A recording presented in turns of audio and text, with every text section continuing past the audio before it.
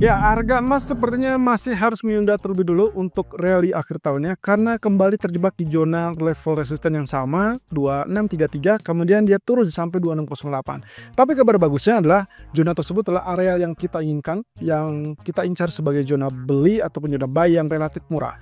Tapi masalahnya adalah apakah kali ini kita punya kesempatan lagi untuk melihat harga emas naik di atas 2630-an atau kembali terjebak di 2630 tersebut. Nah, ini dia. Kita akan coba lihat dari US Treasury Yield dan juga US dollar, apakah ada kesempatan untuk terjadinya wave 5 betul-betul pemuncak lalu kemudian terjadi koreksi atau memang masih tetap belum selesai wave 5-nya. Ini dia alasannya. Oke, satu sisi teman-teman kalau lihat dari candlestick kelihatannya kita harus menahan diri karena memang ditutup dengan bullish candle ya. Jadi ini terkait dengan US Treasury Yield yang juga kita perkirakan untuk wave 5. Tapi asumsi saya, kalaupun misalkan ini persis dengan dugaan saya yang kemarin, bahwasanya kemungkinan kenaikan itu masih ada dan nantinya akan ada tail ataupun ekor, sehingga nantinya kita bisa harapkan penutupannya itu adalah shooting star atau candle yang menyerupai doji. Nah, ini sangat mungkin untuk terjadi kenaikan dengan asumsi bahwasanya kemungkinan kenaikan tersebut akan tertahan di zona resisten yang ini. Ya, kita belum bicara tentang resisten yang lebih tinggi, tapi kita asumsikan yang terdekat terlebih dulu. Kalaupun meleset atau bahkan lebih tinggi, berarti inilah kesempatan terakhir di area yang di atasnya, yaitu kurang lebih di 4,75 ataupun di 4,8%. Nah, sebaliknya, kalau memang ternyata betul, minimal saja kita sudah dapatkan puncak dari wave 5 supaya nantinya akan dilanjutkan dengan pergerakan wave A, B, C yang berarti penanda untuk sinyal penurunan. Kalau itu yang terjadi, maka kita bisa harapkan DXY ataupun US dollar bisa saja bergerak bersamaan atau beriringan. Satu sisi apakah dia gagal terkait dengan bearish engulfing-nya? Harusnya tidak, karena kalau kita lihat di sini bearish engulfing dia hanya tertahan di level 50% real body-nya. Jadi kita belum lihat dia tembus di atas high dari engulfing-nya, sehingga kemungkinan kecenderungan untuk kenaikan kemarin secara teknis masih dinilai wajar, pullback normal, sehingga kemungkinan kita masih punya peluang untuk terjadinya penurunan. Dengan catatan teman-teman, yang penting dia tidak naik di atas area tertinggi ini. Jadi resisten keduanya adalah 10850, jangan sampai itu naik. Kalau tembus berarti kita masih melihat wave kelimanya belum tuntas alias belum selesai. Ya, ini mirip kejadian dengan US Treasury tadi. Jadi pada dasarnya kalau kita perhatikan wave 5 di di grafik DXY ataupun US dollar kelihatannya masih bisa belum selesai. Tapi kalau US Treasury kelihatannya sudah mendekati selesai. Jadi kita akan tunggu, prioritas utamanya adalah US Treasury terlebih dulu. Apalagi kalau misalkan nanti malam relatif pergerakan terbatas, saya rasa kita akan melihat dampaknya juga terhadap US dollar harusnya terbatas. Di sisi lain, pound sterling seperti yang Anda lihat sini, kelihatannya gagal ya. Kemarin kita mengharapkan ada spike terlebih dulu sampai zona ini, resisten yang paling tinggi, tapi ternyata dia fail dan tertahan di zona tengah. Jadi kita akan kembali ke jalur utamanya yaitu bearish. Kalau kita perhatikan di grafik daily kurang lebih seperti ini teman-teman. Jadi pada dasarnya kita menunggu itu adalah terkait dengan pergerakan wave ke-5 ya. Kita asumsikan ini 3, berarti ini 4, lalu kemudian secara agregat kemarin juga kenaikan itu tertahan di 50% real body ini, sehingga tidak lebih tinggi, berarti ada kecenderungan untuk kembali menekan dan itu berarti wave 5. Berarti secara keseluruhan 1, 2, 3, 4, dan 5 ya. Dan itu yang kita perhatikan.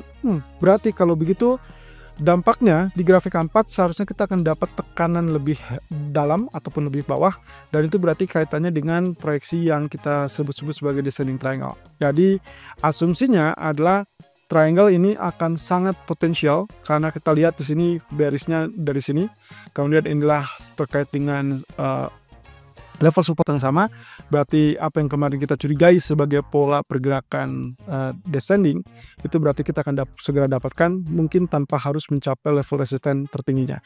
Jadi dalam hal ini saya akan pertahankan sell dan juga akan lebih confirm pertahankan sell saat dia tembus atau benar-benar tembus 1.2480-an.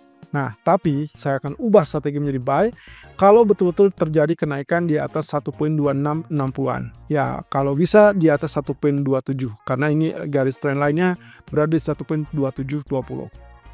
Weekly saya rasa juga menunjukkan hal yang sama, masih tetap mengalami penurunan, sehingga ini akan mendukung terkait dengan strategi ataupun rencana kita sell karena descending triangle. Sementara untuk crude oil, posisinya sama dengan apa yang kita harapkan kemarin ya. Jadi pergerakannya swing low-nya sama, swing high kemarin tertahan di zona yang sama yang kita inginkan di zona ungu ini, kemudian swing low-nya juga tertahan di zona yang sama di zona merah ini, sehingga akhirnya kita dapatkan zona buy ya, kurang lebih dengan angka yang relatif lebih murah dan sekarang bertahan di level tengah 69.50. Oke, berarti kalau begitu teman-teman, saya ingin mengingatkan kembali bahwasanya yang kita sekarang nanti tren adalah apakah dia tembus di atas garis merah ini ya, artinya di garis trend line resisten, atau dia akan didukung pula dengan yang namanya double bottom. Nah, double bottom ini berarti neckline-nya akan di mana? Neckline-nya akan berada di sisi sini teman-teman. Ya, ini puncak kemarin. Nah, berarti kita asumsikan nantinya adalah kalau memang itu betul-betul yang namanya double bottom, maka dia harus naik lebih tinggi, pullback sedikit, dan dia lanjutkan kenaikan. Nah, inilah yang memungkinkan dia untuk mencapai areal 71.50-an ataupun 71.60.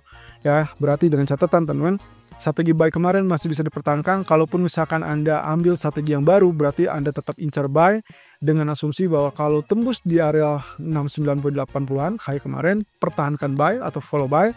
Kalaupun misalkan dia tembus, ya target pertama 70.60. Kalau dia ada swing low kembali, perhatikan jangan sampai turun lagi di bawah 69 supaya dia tetap lanjutkan kenaikan tersebut sebagai double bottom, dan itu berarti target utama dari double bottomnya akan mencapai 71.50-an. Nah, sementara di daily chartnya mendukung apa tidak? Ya, so far dua doji candle ya, bentuknya adalah hammer.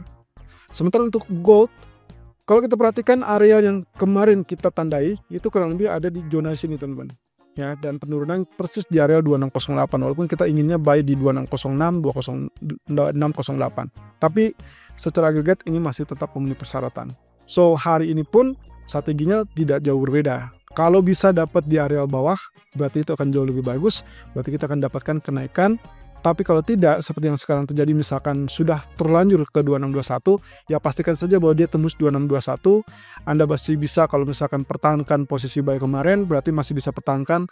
Dan terlebih lagi kalau dia tembus di atas 2633 ya. Dan kita perkirakan mungkin ini adalah kesempatan dia untuk sampai tembus ke 2650-an. Dengan catatan, range mungkin bergerak terbatas mengingat hari ini market akan ditutup lebih cepat ya. Jadi hati-hati di tepat tengah malam. Kalau kita lihat dari grafik K4 juga mendukung ya, posisinya seperti ini. Dan ini adalah area yang kita inginkan kemarin. Jadi persis saya tarik garis trendline juga dan semua ini sama. Jadi intinya selama dia tidak turun di bawah garis trendline merah ataupun area orange ini, yang artinya berarti tidak boleh turun di bawah 2600, Anda masih aman buy. Tapi hati-hati begitu dia sudah sentuh 2640-an atau bahkan 2650-an, Anda boleh exit dan menikmati liburan Anda. Karena kalau misalkan Anda pertahankan, resikonya adalah banyak hal. Tapi kalau misalnya kita asumsikan rally akhir tahun sudah terbuka, maka seharusnya di hari Kamis itu akan terjadi pembukaan di atas areal 2630-an. Tapi intinya adalah kita ingin tahu apakah ini akan mendorong untuk kenaikan lebih lanjut apa tidak. Yang jelas, strong bullish baru akan terjadi begitu dia tembus di atas 2640-an.